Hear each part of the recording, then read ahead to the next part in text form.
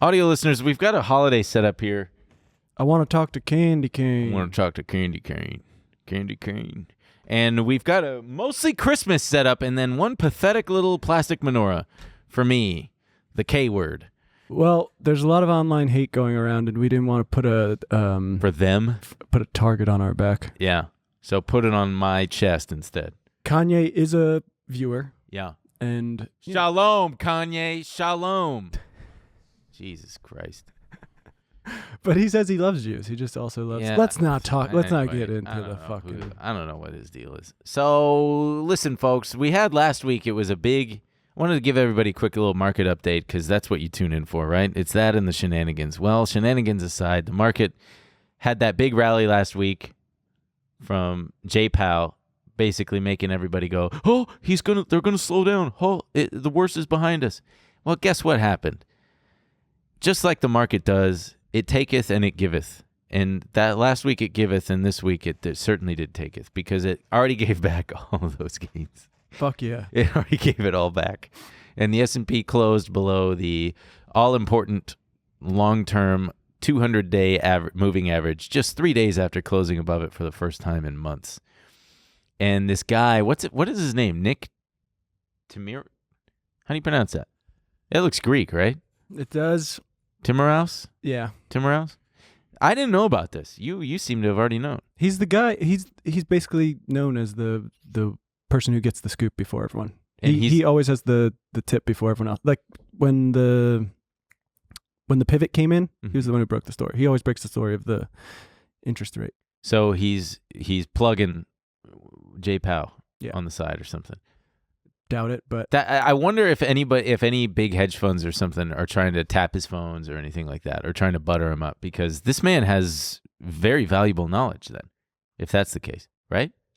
I don't think it's like that. I think, But if what he says kind of dictates, if he is the preferred journalist that the Fed kind of goes to whisper what they're wanting to telegraph to the market, wouldn't you want to?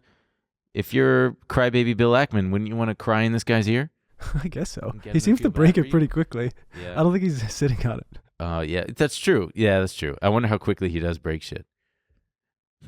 Well, anyway, he suggested in an article on Monday that wage inflation could actually compel the Fed in next year to hike higher than the 5% the market is currently expecting. So there's this thing called the Fed's Fund Futures, which is basically, because the market is a casino, you can bet on just about anything. There is a market where people speculate on what the Fed's fund will be down the line, hence the name futures. And I think the market is pricing a 64% chance that it's going to top out at 5%. So, it's almost 50-50. But so now this week, everybody's thinking that the market kind of overreacted to the upside to Powell's comments. And it's this, I just wanted to cover this real fast because we talk about it enough and we don't want to rehash the same points. But basically, the Fed is in this tricky position, and as are we all, where nice nose ring. Thank you. Wow. I knew you were going to look different, Mm-hmm. and I said, how can I steal Ben's thunder? You certainly did. Yeah. So I went and got my nose pierced just to spite you. Damn. Yeah.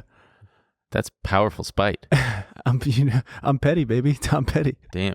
Speaking of, this, I can't make a good transition out of that. Fuck. Speaking of spite or something, I don't fucking know. But listen, so the longer shit is good, the more likely it is that shit will be worse when shit actually goes bad, right? That's the problem that we find ourselves in. We got a tight labor market. It's tighter than a church mouse's little butthole.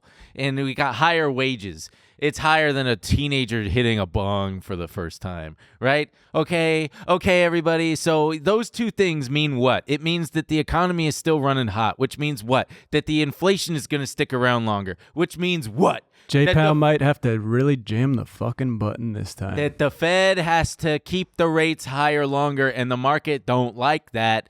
And then that freaks out the market because then everybody's thinking, oh, shit, by the time all of this stuff turns around, it's more likely that it's going to actually hit way harder, because it's better to stop gradually from 60 miles an hour than slamming on your brakes because some dipshit ran over a turkey on the freeway. Am I right?